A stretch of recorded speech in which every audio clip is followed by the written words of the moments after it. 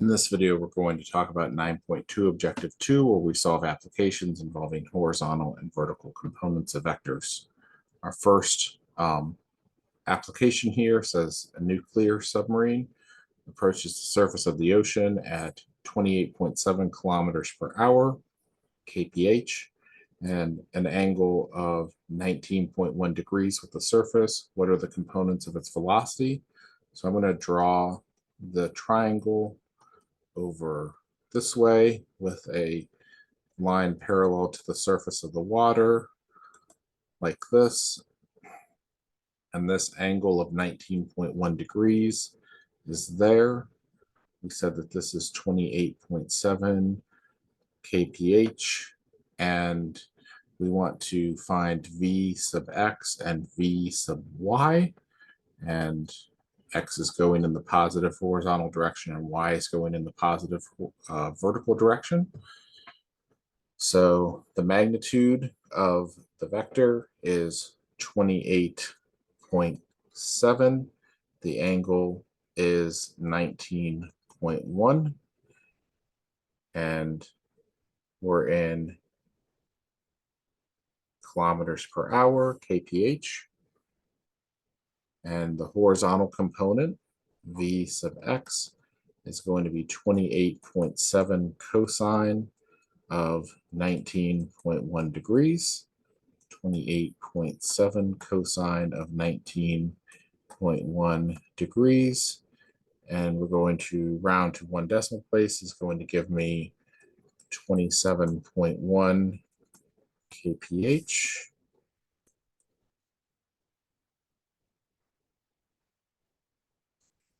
And v sub y is going to be 28.7 sine of 19.1 degrees.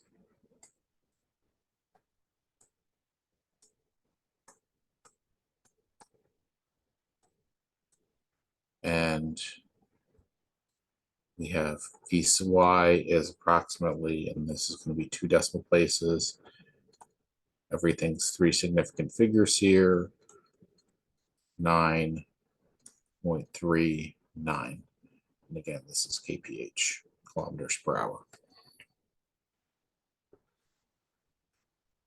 All right, a crate is hanging by a rope and making an angle of 7 degrees, 24 minutes with the vertical, and has a tension of 2,809 pounds. Horizontal rope here, H, is pulling and guiding the crate in place. Find the weight of the crate and the tension, H, in the horizontal rope. So those are going to be equal and opposite forces to the components of the tension here, since everything is zeroed out and in balance. So let's find the components of T, and then those negative values there will become positive values for H and W. So and we're just looking at we're not looking at the signs, we're just looking at the magnitudes.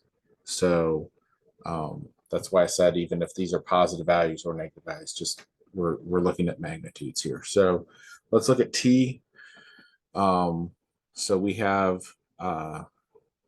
really don't care about the signs, so we might as well just look at T in the first quadrant here and say that it's 2809 pounds.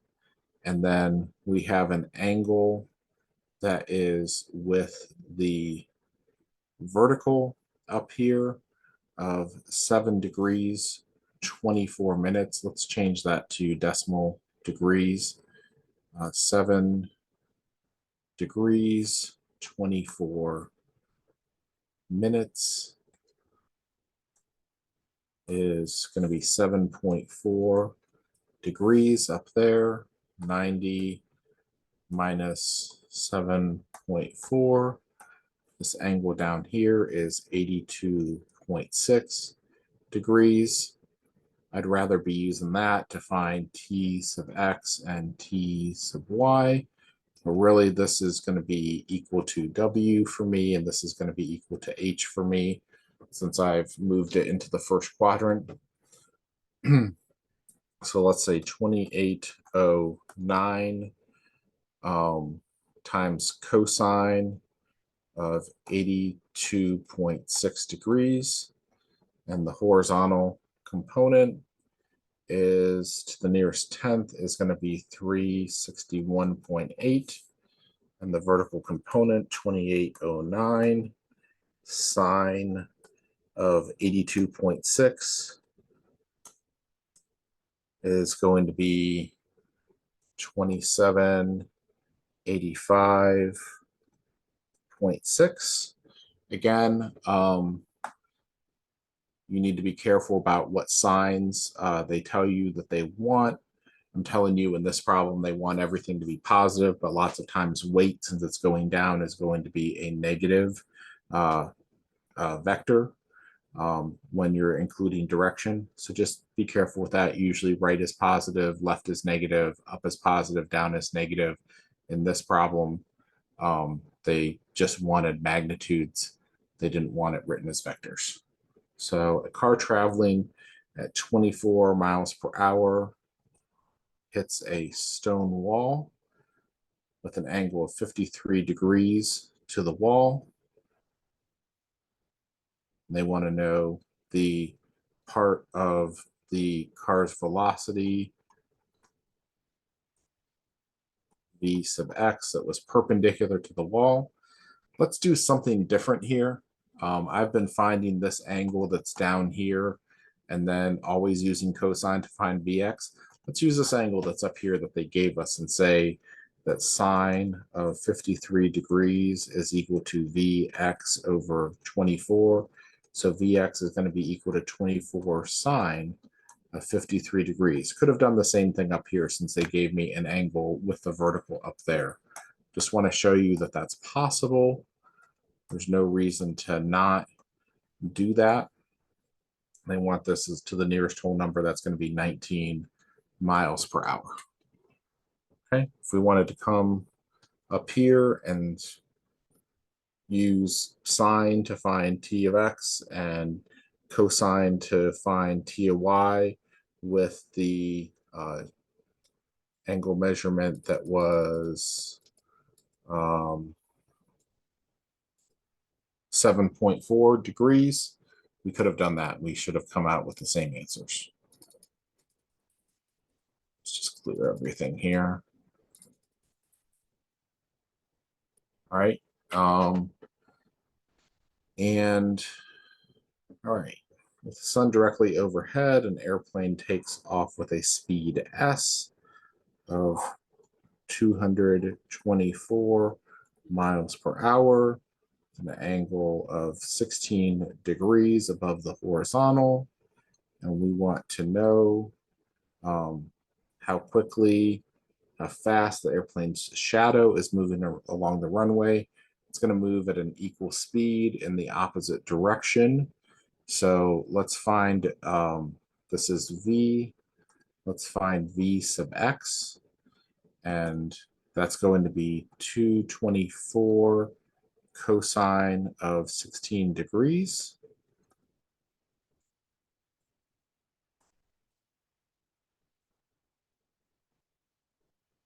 And V sub x is going to be 215 nearest whole number. And that's all they want is just the magnitude. Clearly the shadow is going to be moving in the opposite direction. Oh no, it'll be moving with the same speed there as the horizontal component of the plane. So let's go ahead, and a water skier is pulled up the ramp shown at the right, and moving at V is 28 feet per second. How fast is the skier rising? So they want V sub y when the skier is leaving the ramp. So let's find angle theta here using arctangent. So arctangent of 2.5 over 9.8 is exactly theta. Let's just use that for what it is. And we want to find v sub y. So v sub y is going to be v times sine of theta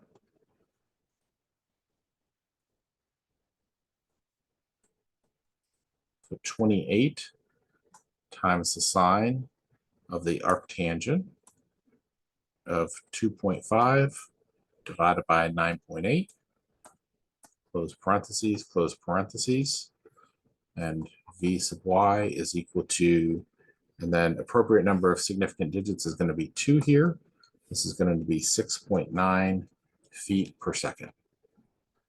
All right, that's it for our topics in Chapter 9. We'll come back next time and talk about 12.1 Objective 1.